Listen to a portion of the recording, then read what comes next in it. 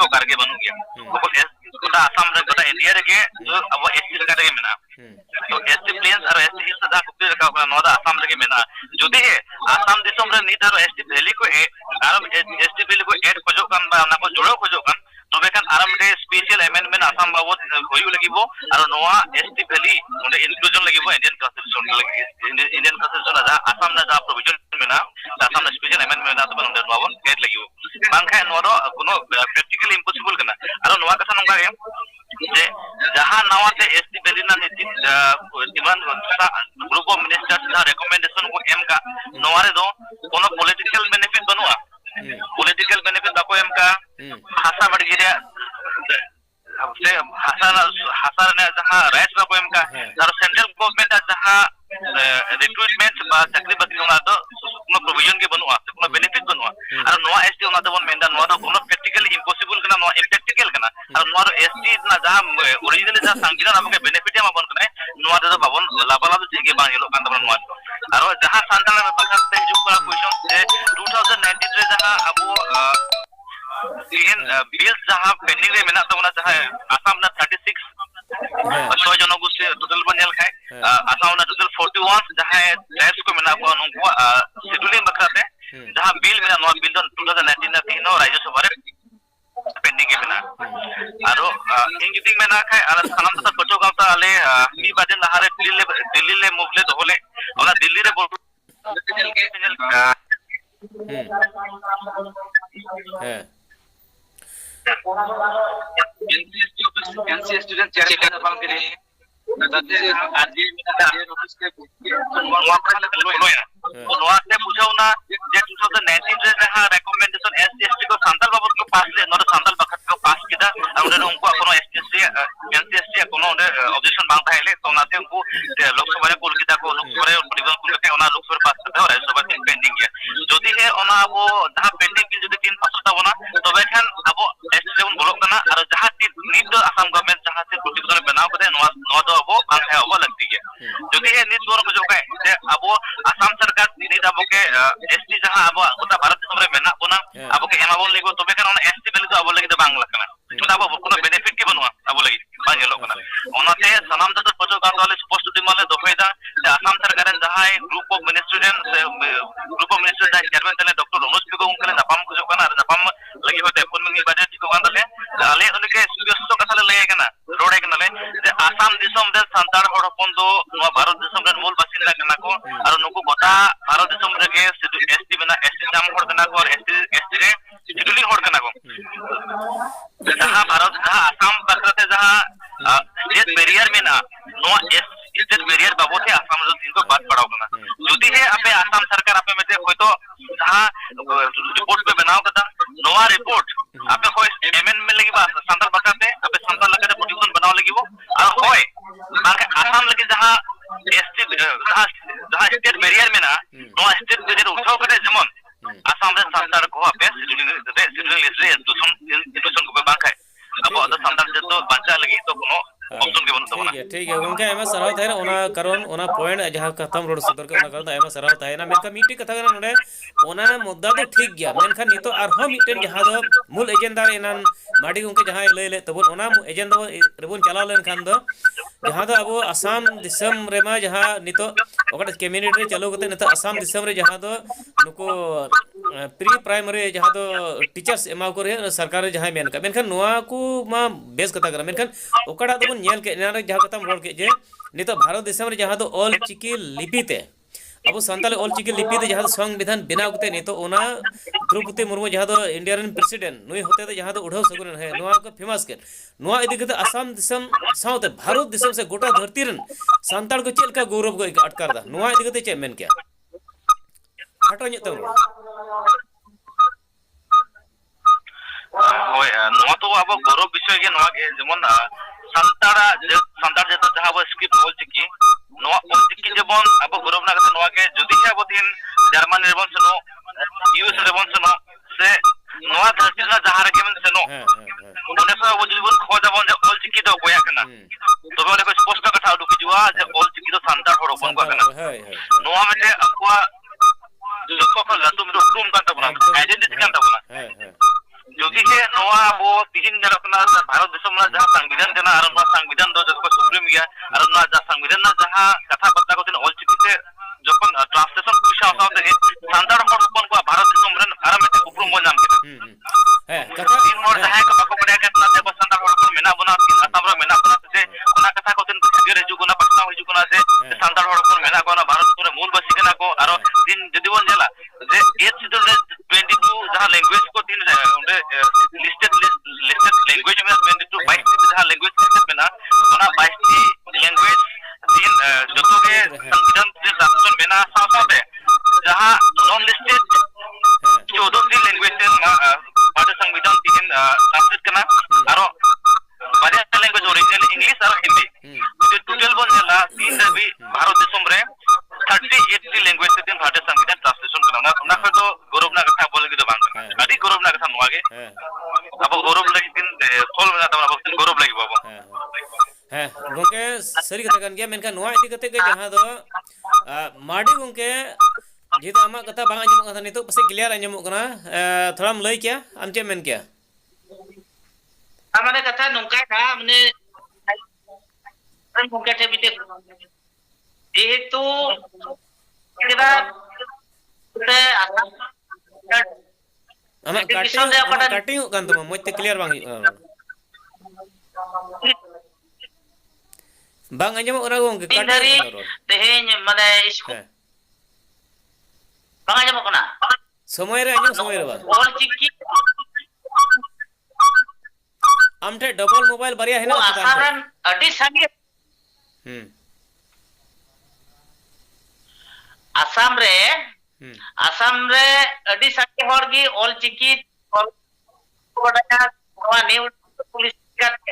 नीत हबीते आसाम सरकार नवा बाय लागू कदा और मा ऑल की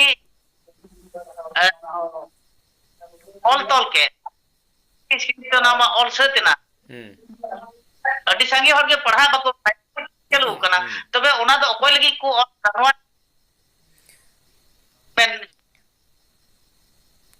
बांग आंजम कना गोंके आमठे नेटवर्क ये गन तमा चला गन तमा बांग आंजम कना अच्छा ठीक गया ओना कथा आम जकताम रोड कदा ओना मिटे थोड़ा गान बुझेउना मेनखान सोरेन गोंके आंजम दाम रोड आजम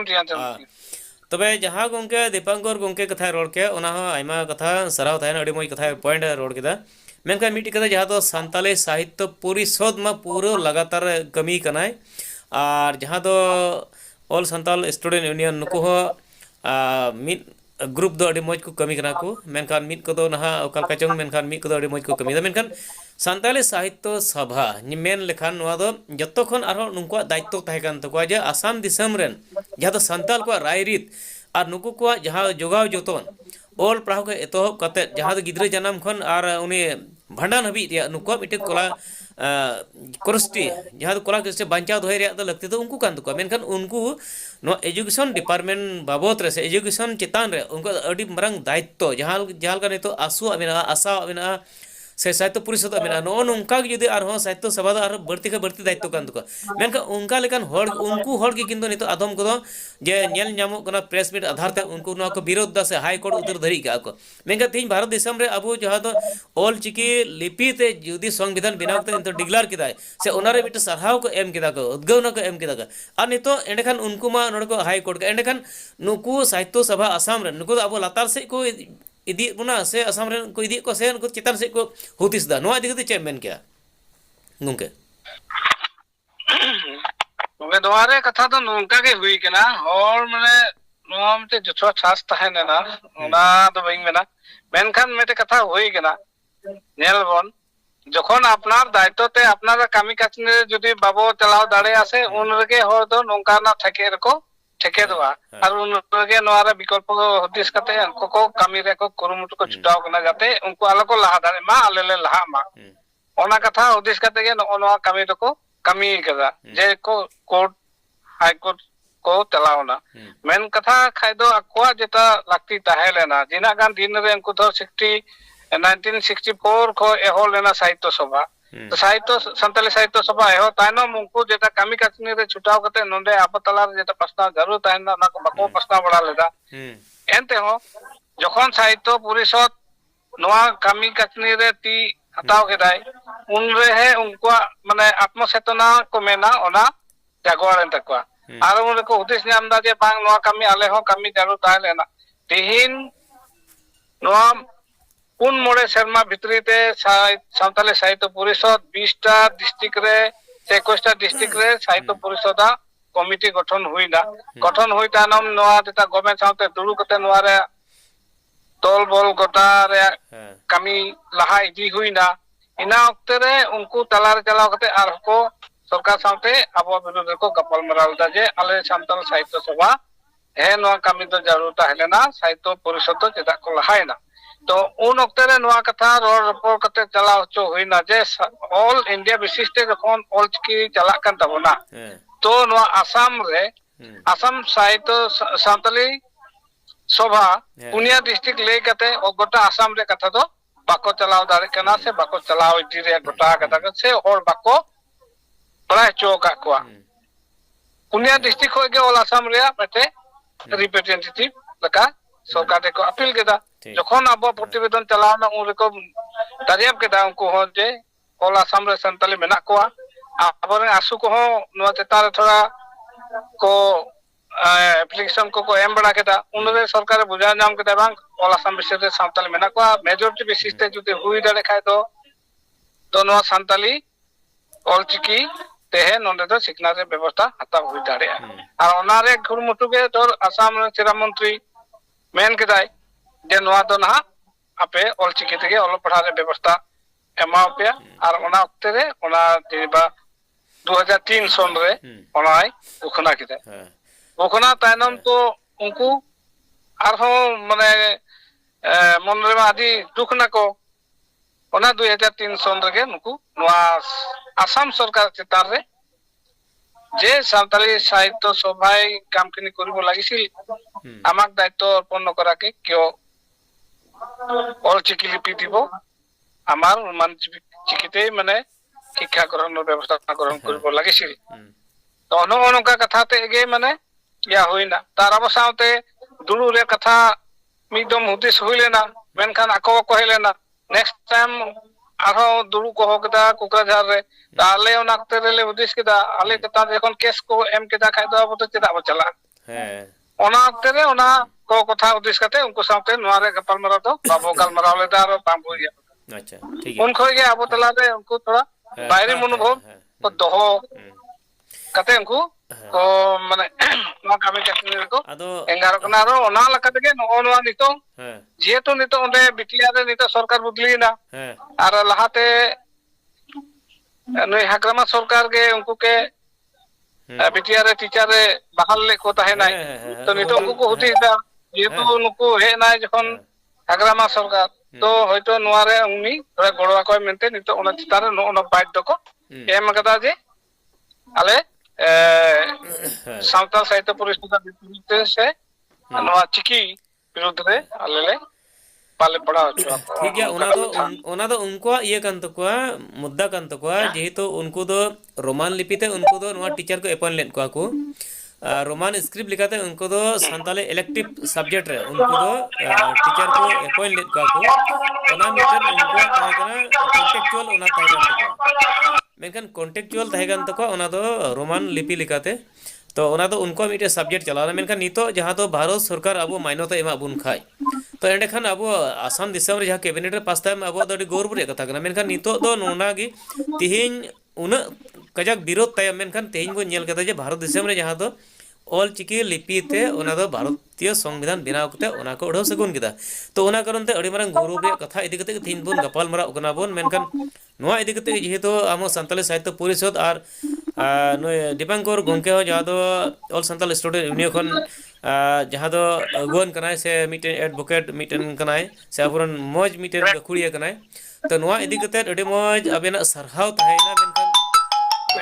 आवाज बांग हिजु कना गोंके बांग आंजमो कना तो ठीक है तिहिन अबेन नोडे बारया गोंके जहां दो सनाम सान्ताल पठो सावता रेन जहां दो दीपांकर गोंके एडवोकेट गोंके तबोन नोडे सान्ताली साहित्य परिषद रेन जहां दो गोंके डमरुदर सोरेन तेज आबेन बना होड़ आयमा सराव ताहेना तेज अखड़ा रे आबेन बेन सेटेरना आसाम फोकस जहाँ दो नोनका गहिर बिचार बन दोया से नोआ ओक्ते आबोन बिचार नेपाम लेन खान दिसम होड़ बन आजम चुका चेदा जे आबो दो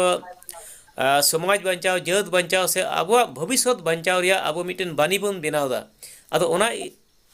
लेकाते तेज आबेन बेन सेटेरना नोआ बिचार रे अडी मोय सरहाव ताहेना मेनखान हजु कान दिन रे आरो नोंका जदि सपड़ाव लेन खान ओना उतर नेता तन खान और बेन सेटेरा मेनका तेज दिन दा आयमा सरहाव ताहेना मानड़ेगे आबेन बना होड़ आसाम फोकस पार्टी से कोई जोहार।